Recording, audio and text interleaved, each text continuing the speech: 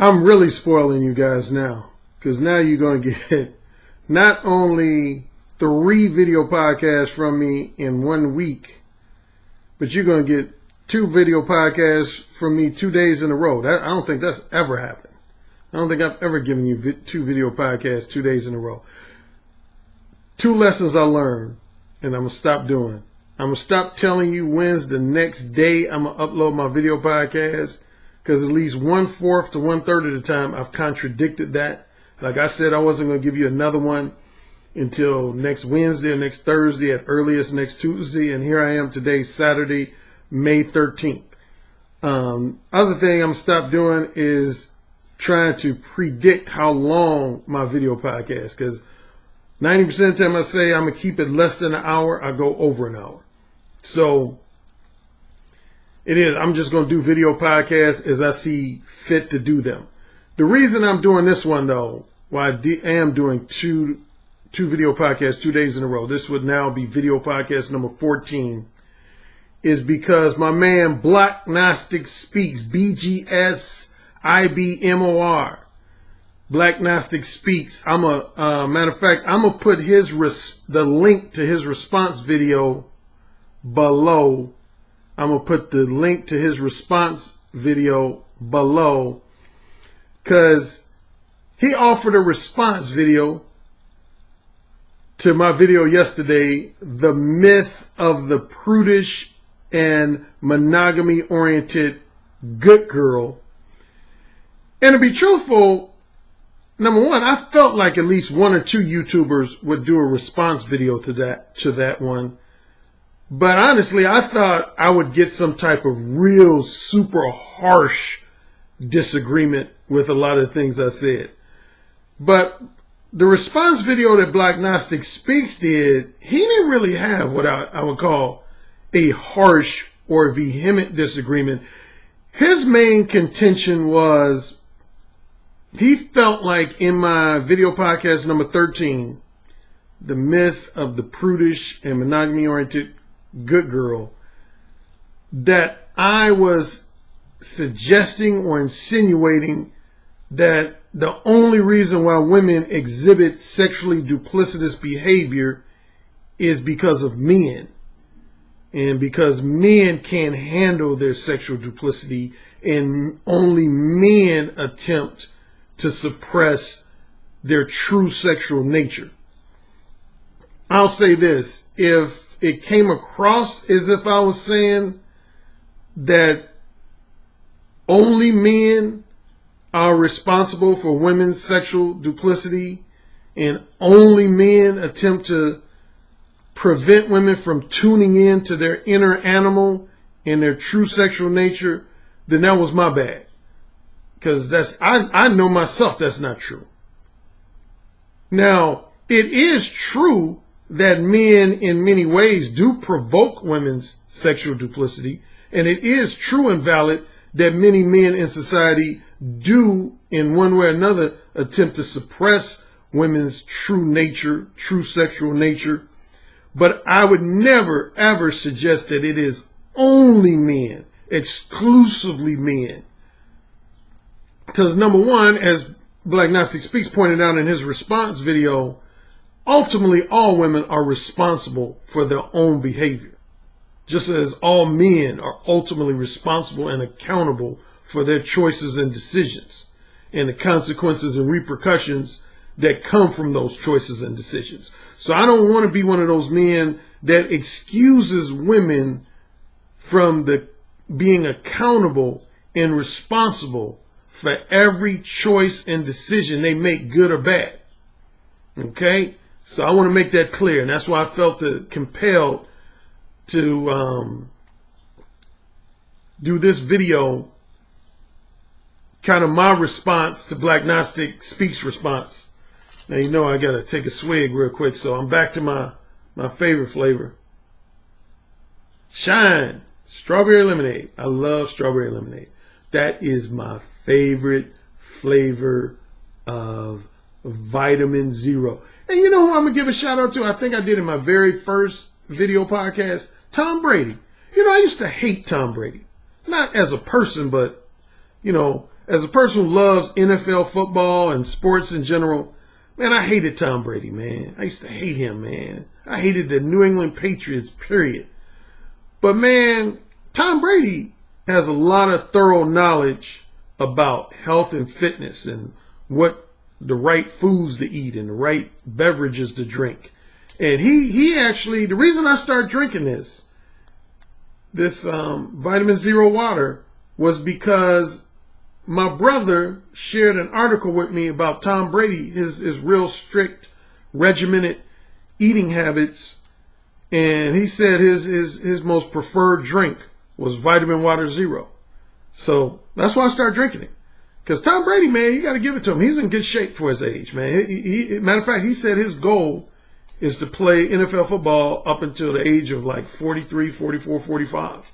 So I respect the dude now. I mean, I'm still not a fan of New England Patriots. I'm a Chicago Bears fan for life. But I have a lot of respect for him. And he's on the cover of the upcoming Madden NFL. That used to be my electronic crack cocaine. Madden NFL by EA Sports. EA Sports. It's in the game. So, yeah, shout out. Kudos to Tom Brady. But anyway, back to, yeah, so Black Gnostic Speaks. His response wasn't too long. I think it was about 25 minutes long. And again, unless I missed some, he might have had a few other points, but his main contention with my video podcast number 13 was that he felt like I was putting too much of the blame for women's sexual duplicity on men. Now, see, I'm going to tell you guys, number one, I appreciate the overwhelming response I've gotten from video podcast number 13. I thought video podcast number 11 and video podcast number 4 provoked an overwhelming response. But the response to this has been just outstanding, particularly given that I just put it out yesterday. Now, of course, it wasn't without at least a handful of criticisms. I had one close friend.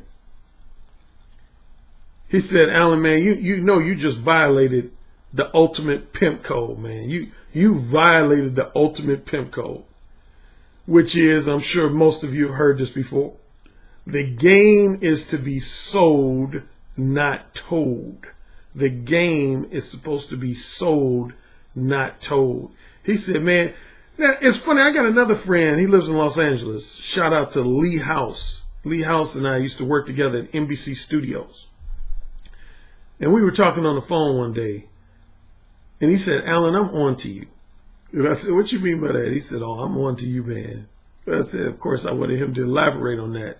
And what he basically said, he said, no, man, I'm going to give you kudos, man. He said, what you've done is you've taken a lot of the principles and foundations of street game, pimp game, but you know how to articulate it in a manner that middle class and upper middle class nerd and semi-nerdy types know how to understand.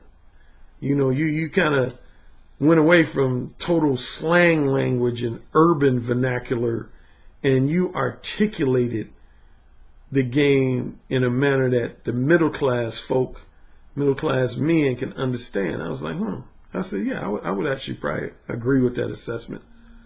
But anyway, again, I think there's still some guys who watching all my video podcasts that are like, okay, I don't get it. I don't know what this dude is talking about, man. I know he just keeps holding up a bottle of water, some vitamin zero shit. I don't know what the fuck he talking about. What is he talking about? I know there's a few of you out there like that. They all like, I don't get it. Like, he always wearing these hats, like the black hat, the Berlin hat, you know, his black T-shirts. I mean, I don't know what the hell this dude is talking about. And then there's other guys that yesterday's video podcast did it for you. I know for a fact from the feedback I've received both publicly and privately. You remember how I always tease you guys like, wake up, just for a few days, well, this was the video podcast that had a lot of guys say, damn it, I'm awakened now. Alan, I was asleep, but now I'm awake like a motherfucker. Because I broke down I didn't break down every specific fine detail, but if you needed just the general foundation, I would say that video podcast number 13, combined with video podcast number 1 through number 12. I mean, technically, if my objective was just to break down the foundation of the game, I can just stop right here. I don't even need to do any further video podcasts, because you got the foundations of the game.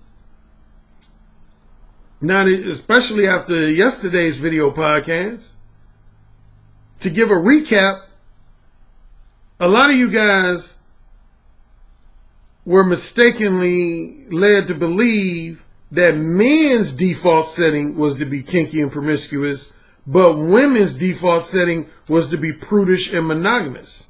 But what I shared with you emphatically in video podcast number 13 is that both men and women are born with the default setting to be kinky and promiscuous. It's not just men. It's both men and women. Just like you have, I'll compare us to canines. You have a male canine, otherwise known as a dog, and a female canine, otherwise known as a bitch. They're both born with their natures. Okay? They're both born with their own sexual nature. But what happens when a human being takes ownership of a male canine or a female canine? They start applying domestication training to those dogs and bitches.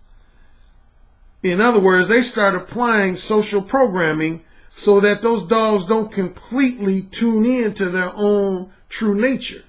Like, they don't know, human owner wants their dog just pissing all over the house or apartment, or taking a dump all over the house or apartment. So the first thing they do is train them, basically do toilet training. Just like us humans. Our mother and father, one of the first things they do when we little kids is they give us toilet training. Because they don't want us just taking a leak all over the house or taking a dump all over the house. They got to give us toilet training. Wait, excuse me. I need my beverage.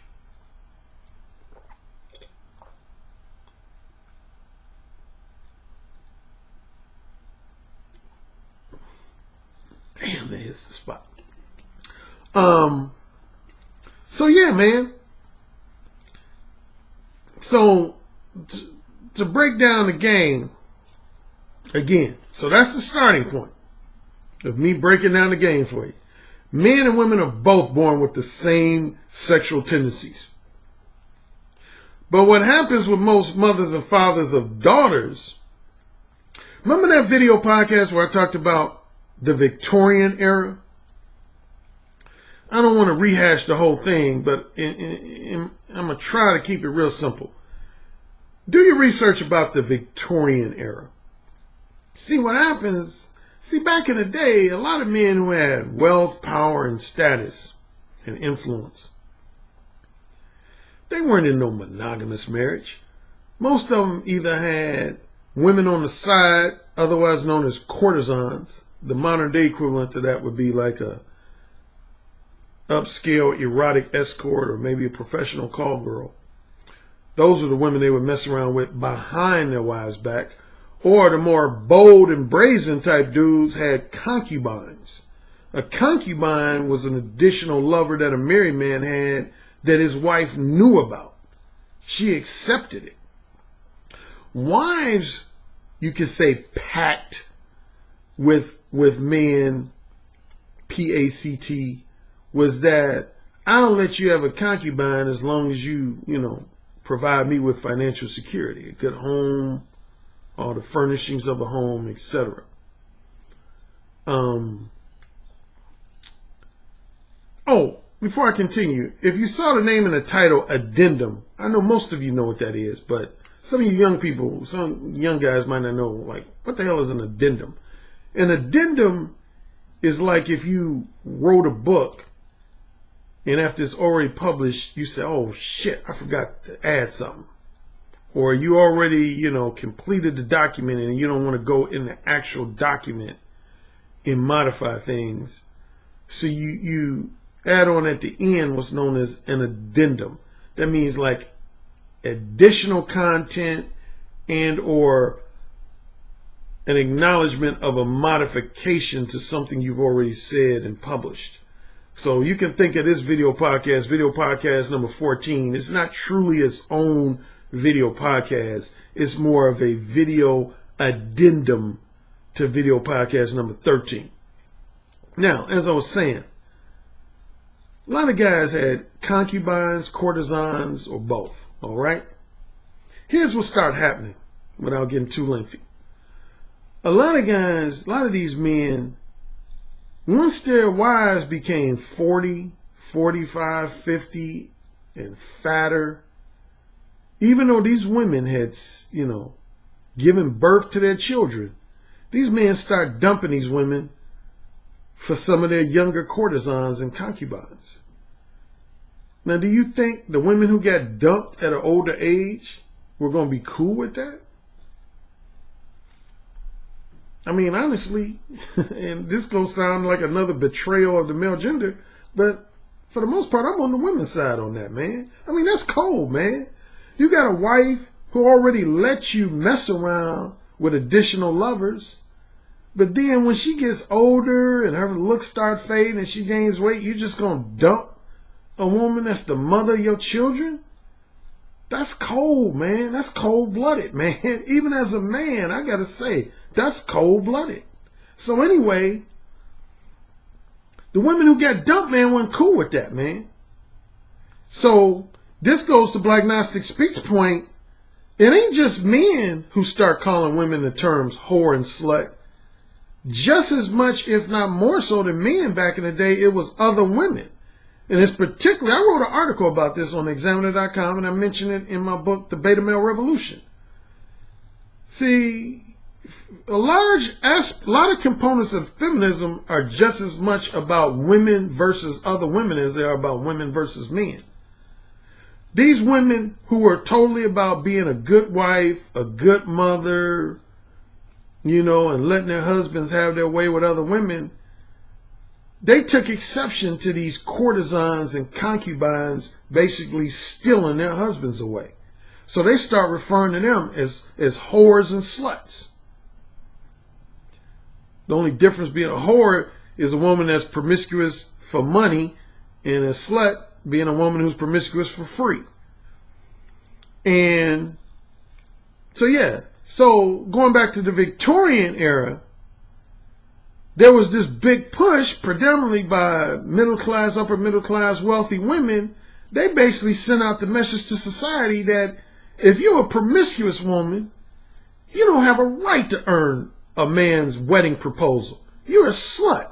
You're a whore. You don't have a right to even think about earning a man's marriage proposal. You don't deserve to be any man's wife if you've been doing a whole bunch of fucking outside the context of marriage. You're a low quality woman. Only a high quality woman should earn a wedding proposal. Only a woman who has adhered to the more prudish sensibilities of her social programming should earn a wedding proposal. Like a wedding dress, a white wedding dress is supposed to represent a woman who's a virgin. Because see, that's women's, again, they're packed, P-A-C-T. They're packed with men. A lot of women's attitude was, I promise to adhere to my more prudish sensibilities and prudish and monogamy-oriented social programming in exchange for you offering me financial security for myself and the children that I give birth to for you. And I will avoid allowing any other man to persuade me to tune in to my inner animal, my inner kinky freak side, my true sexual nature. That's the pact I'm going to make with you.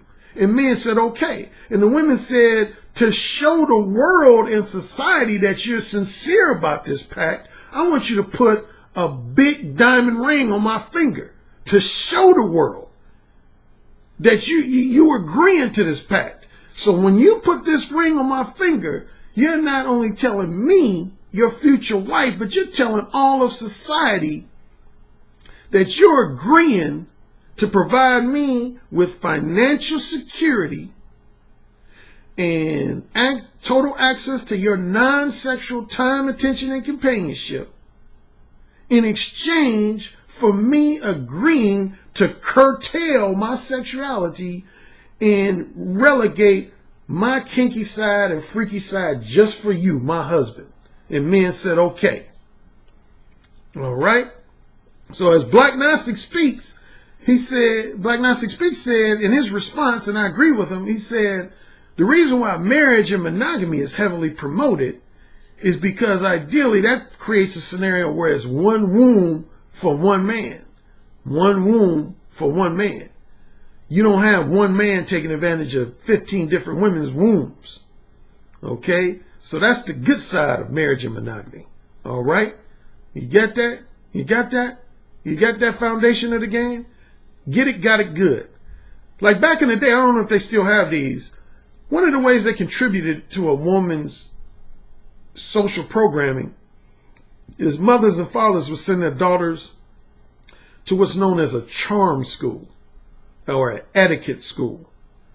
If you go watch the movie My Fair Lady, or a modern day adaptation would be maybe Pretty Woman with Julia Roberts and Richard Gere. Like Julia Roberts, at the beginning of the movie, she's just a straight up street hoe, man. She's a street hoe, man. And then the guy in the hotel who works in the hotel, played by Hector Elizondo. I love that actor. He's a good actor. Hector Elizondo. He kind of does like a 1 day, 2 day training with her. He applies social program. Basically, he teaches her how to be a classy woman. A woman with more conservative sensibilities. To get away from her whorish side. And she does. She improves herself. And I ain't going to tell you all the movie. It's an entertaining romantic comedy. It's not based in realism, but it's entertaining. So yeah, My Fair Lady, Pretty Woman. But yeah, young women were sent off to charm schools and etiquette schools geared towards attracting a high quality husband. But then the second wave of feminism happened. Women got antsy. They got disgruntled. And women said, forget all this adhering to this social programming and this monogamy-oriented social programming in exchange for marriage. Fuck that. I want to fuck who I want to fuck. Regardless of whether I'm married to him or not. I want to fuck who I want to fuck. Fuck this charm school, etiquette school stuff. If I meet a dude at the grocery store down the street and I want to suck his dick, I'm gonna do that. And so that's what happened, man. The big change, as I say in my book, The Beta Male Revolution, the big change happened between 1960 and 1974. So starting with no later than 1975, in that period you had the introduction of the birth control pill, abortion became legalized, you had the sexual revolution, and a couple other things I'm forgetting off the top of my head. So that was an impactful period right there between 1960 and 1974. But the end result in a nutshell was that you had women say, I ain't down with agreeing to these pacts with men no more. I ain't agreeing to adhere to my social programming and my prudish and monogamy-oriented sensibilities in exchange for a man's diamond ring on my finger. Fuck that. I'm gonna fuck who I want to fuck. So they did, and they have. And we see how that's turned out. We see how that's turned out. So when it comes to seduction, what most of the stuff I talk about in my book, Ooh, Say It Again. See, like I had a guy, I don't expect to get a positive review on all my books and audiobooks, so I'm not unrealistic. But as I was just teasing you guys, some of you guys will read my stuff or listen to my stuff and be like, okay, what's he talking about? I don't get it. I don't get it. And I had one guy, he listened to my Ooh, Say It Again audiobook, and I have this chapter where I talk about 1s, 2s, 3s, 4s, and 5s. And because he didn't get it, he said, Man, this audio book was a waste of money. It was all about Alan talking about numbers. It didn't have nothing to do with seduction. Some of you guys just miss me. That's why I shake my head sometimes and I'm like, wake up, man. I ain't gonna go into all the detail because I want you to get my audiobook. We'll say it again. But if I had to give the simplified version, the difference between my 5 different types of women, a 1, 2, 3, 4, 5, a 5 is a woman who will strictly adhere to her social programming. A woman that you're not going to be able to persuade her to tune in to her inner animal, her inner kinky freak side, her true sexual nature. You have almost a 0% chance of breaking that woman down. You're not going to break that woman down. She's had what some older folk would call home training. Have some of you younger people heard of that?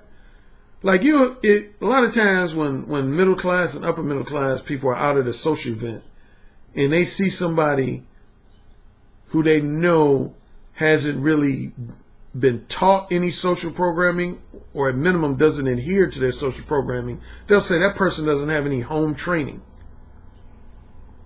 That's what that means. That's what that phrase means.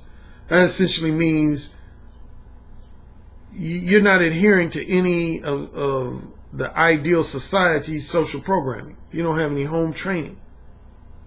So again, going back to my numbers, a 5 in my book, who said again, that's a woman, if you try to seduce that woman into, say, sex outside the context of marriage, good luck. It ain't going to happen. It ain't going to happen. You're wasting your time. A 4 is a woman that is willing to have sex outside the context of marriage, but she's not really willing to have sex outside the context of at least a long-term boyfriend-girlfriend relationship. That's a 4. A 3 is a woman who wants you to believe that she's a 4 or a 5, but if the right man catches her on the right day, and he has great seduction skills, he'll be able to seduce her into having casual sex. That's a 3.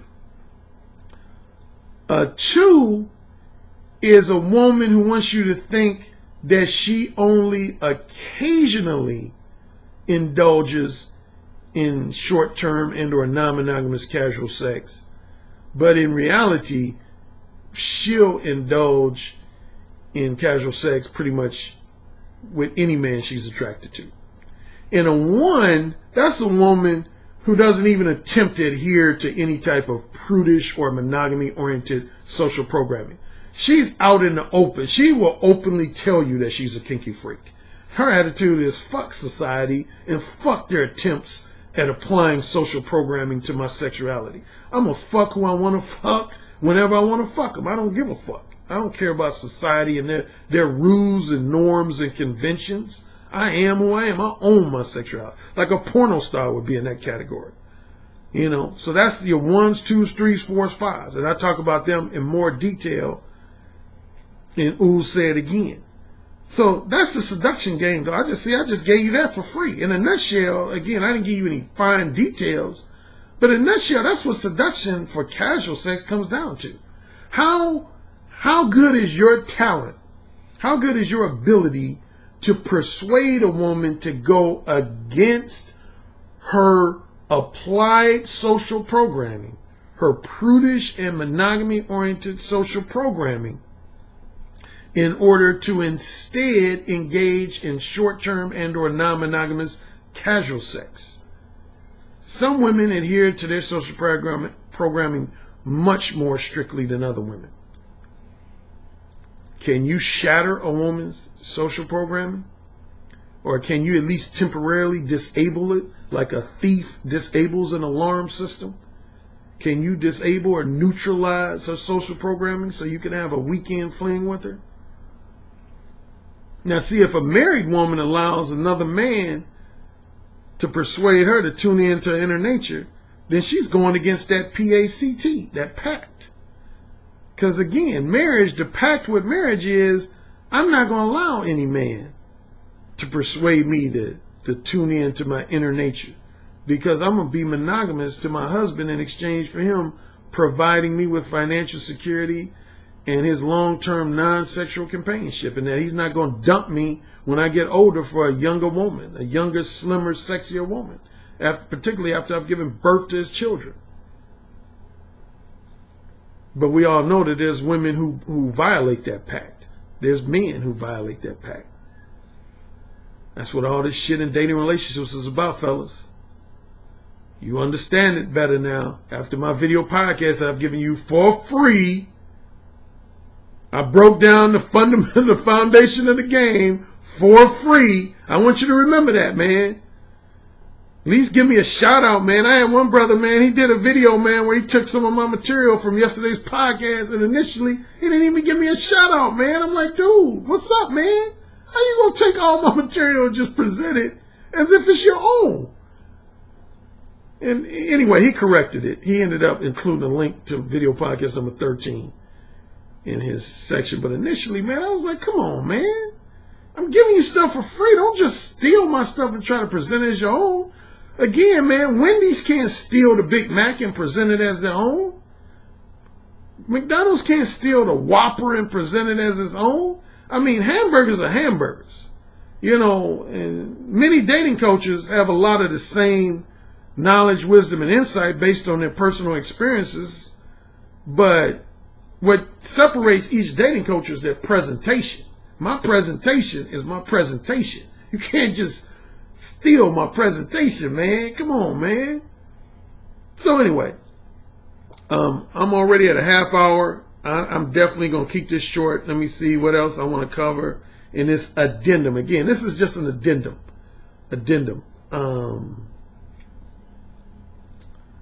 Another reason why I want to say why I made the statement in yesterday's podcast that a lot of men can't handle women's true sexual nature. And that is true. But one thing I want to add on to that, and this ties in with Dr. Sigmund Freud's Madonna horror complex. A lot of men, it's not so much them who can't handle a woman's true sexual nature, but if their wife or significant other was to give birth to a son, they know their son wouldn't be able to handle that. That's a big thing.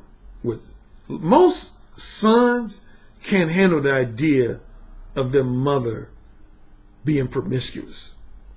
Like daughters can handle that much better than sons can. Much better. Most mothers, if their mother was promiscuous, you know, prior to giving birth to them or even after they give birth to them, a lot of daughters can handle that, man. Sons, man, that fucks a lot of sons up, man. Seriously, I know young guys today, man, who I've talked to, you know, one-on-one, man, who have had promiscuous mothers, man. That fucks them up, man. Like, in extreme cases, some of those guys go on to become like Jack the Ripper type serial killers of women and shit, man. I mean, yeah, that's the extreme level of men who can't handle women's true nature, is that they're going off on the deep end, man. You know, like some guys, remember I had a video podcast where I talked about a psychotic break, how some people, when too much truth is given to them in a short period of time, they suffer a psychotic break. That's what happens with some men, man, when it comes to women's true sexual nature.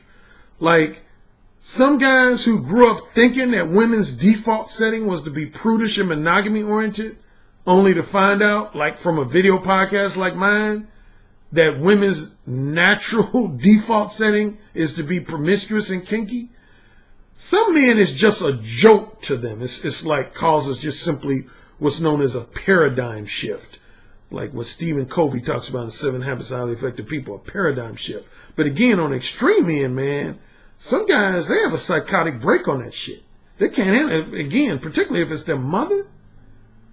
Like, say somebody shows them a video of their mother, like, involved in an orgy or something, or getting a train ran on them by like 3 or 4 different dudes. I mean, think about you guys watching this video right now. Think about how much you love your mother with Mother's Day coming up tomorrow. And think about if somebody showed you like a videotape of your mother just, you know, taking turns sucking 4 different dudes' dicks.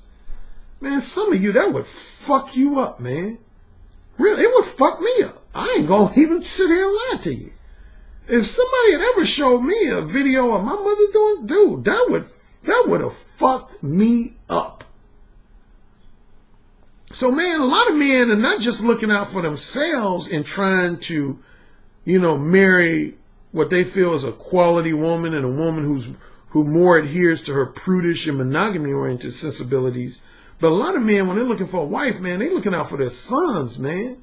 They ain't just looking out for them. They looking out for their sons, man, because, yeah, man, dudes, historically, man, men cannot handle, man. Again, this was one of the primary bases why Dr. Sigmund Freud published the Madonna Horror Complex, man, because men can't handle their mothers, man, being promiscuous, man. Whether it was before those mothers gave birth to the son or after, man. A lot of guys, that fucks up their world, man. Let me see. Oh, here's another thing. See, and I mentioned this in chapter 6 of my original Mode 1. I think even in my newly revised version of Mode 1. Here's where a lot of you guys go wrong. I was talking about seduction. Seduction is all about essentially persuading a woman to go against her prudish and monogamy-oriented sensibilities and social programming and instead get in tune with her inner animal, her inner kinky freak side, her true sexual nature. See, this is what a lot of you guys do, and this is why a lot of women hate you motherfuckers. And again, this is one of them things I'm pretty much on the female side on this. A lot of you guys will meet a woman who's trying her best to adhere to her good girl side, her prudish and monogamy-oriented side. And because you have exceptional, above average to exceptional seduction skills, you're able to persuade her to tune in to her inner animal, her inner kinky freak side, her true sexual nature. And then after you fuck that woman 1 time, 2 times, 3 times, 5 times, 10 times, you talk about her like she ain't shit to all your male friends. You say, oh, Linda Jackson, yeah, man, that bitch ain't nothing but a hoe. She ain't nothing but a slut. Yeah, man, I met her at the club, man. I fucked the shit out of her. She ain't nothing but a 2-bit hoe. She ain't nothing but a slut. Man, why do you guys do that shit? I don't ever do that shit, man. And I say that in chapter 6 of Mode 1, man. That shit ain't cool, man. So for the women who talk about you, who have a problem with you guys doing that, I'm on their side, man. That's where I'm on the women's side and I'm against you guys, man. I don't do that shit, man. If you were able to break a woman away from her social programming so that she decides to engage in a few episodes of short-term non-monogamous sex with you, just enjoy those episodes, man. Just enjoy them. And then go about your business, man. But you ain't got to disparage her. I mean, do you understand how you leave her feeling? Like, damn, I was trying my best to adhere to my prudish and monogamy-oriented sensibilities, but I let my guard down. I let this guy persuade me to tune in to my true sexual nature, and then he goes and tells the whole neighborhood that I'm nothing but a 2-bit slut. That's cold, man. Come on, man. If you got any type of objectivity in your mind, you know that's fucking wrong. That's cold, man. And again, see, this is why women love pimps. I was saying this yesterday. This is why women love pimps. You know why? Number one, pimps are not emotional like women. So they don't have no bitch assness in them. They don't act like a little emotional bitch. They got strong backbone. They're not ultra possessive or possessive really in any kind of way. And they give women the freedom to exhibit their true sexual nature, and they even find a way to profit from it. That's how pimps get their lifestyle taken care of. Say a pimp might have 15 women that he's allowing them to explore their true sexual nature. And in return, he says, I want you to finance my lifestyle. So each of those 15 women contribute part of their income to financing his lifestyle.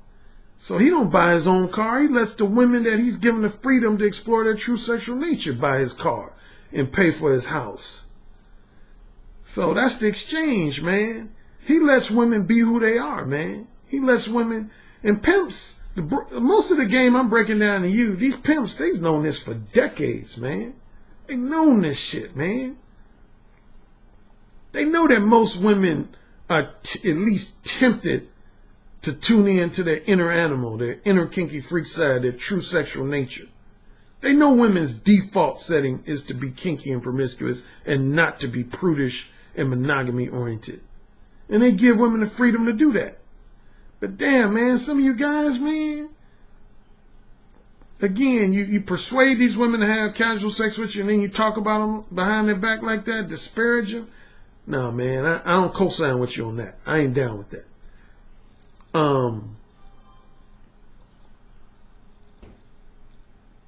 Okay, I think that's it. I think I've covered everything I wanted to cover in this addendum.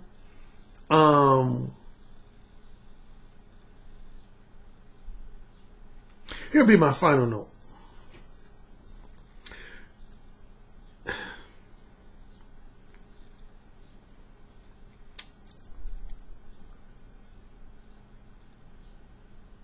Some of you,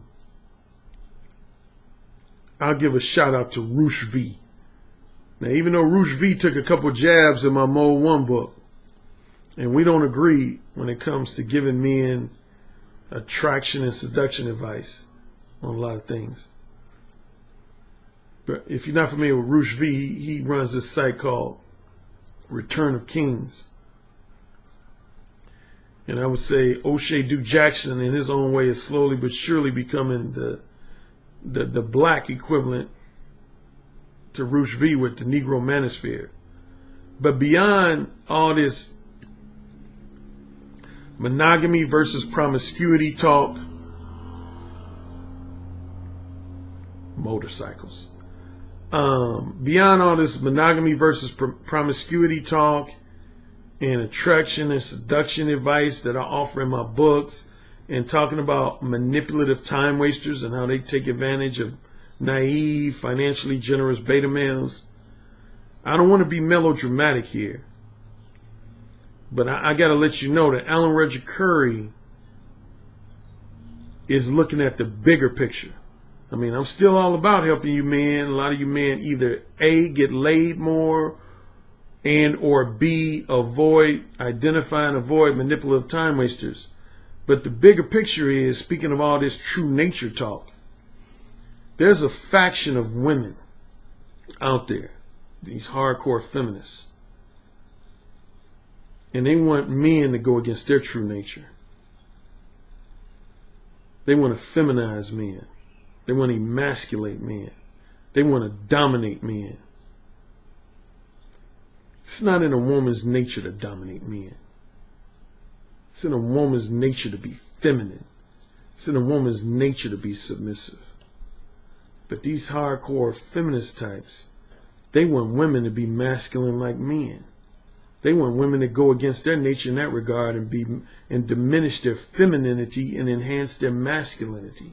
And similarly, they want men to diminish their masculinity and get in touch, I guess, with their feminine side. And I'm one of those that's saying emphatically, fuck that. And to the day I take my last breath, I'm going to fight that. But I can't fight it alone.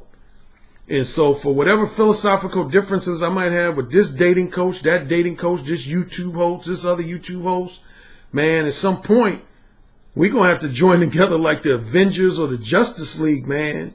Because I'm telling you, man, not only will I say a storm is coming, I will say the storm is already here.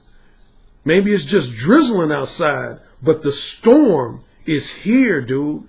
There is a conspiracy going on.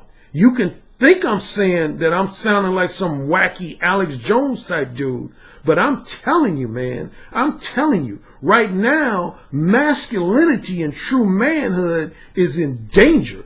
Hillary Clinton had a slogan saying the future is female. You better wake up, man, and look at the big picture around us. The society 10 years from now, 20 years from now, 50 years from now, 100 years from now it's off the path, man. If these women, hardcore feminists, have their way, it ain't gonna be nothing but a bunch of feminized, pussified men walking around on this earth. And I'm telling you with every fiber of my being, again, until I take my last breath, I am going to fight that shit, man. It ain't going to be with guns and knives, but you men, you better strengthen your backbone and sharpen your intellect. It's a war coming, man. It's an intellectual, philosophical war coming. The storm is coming, man. I am on a mission, and that mission continues. Hashtag the storm is coming.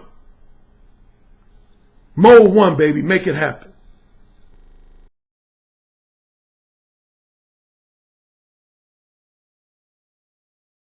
Yes, sir.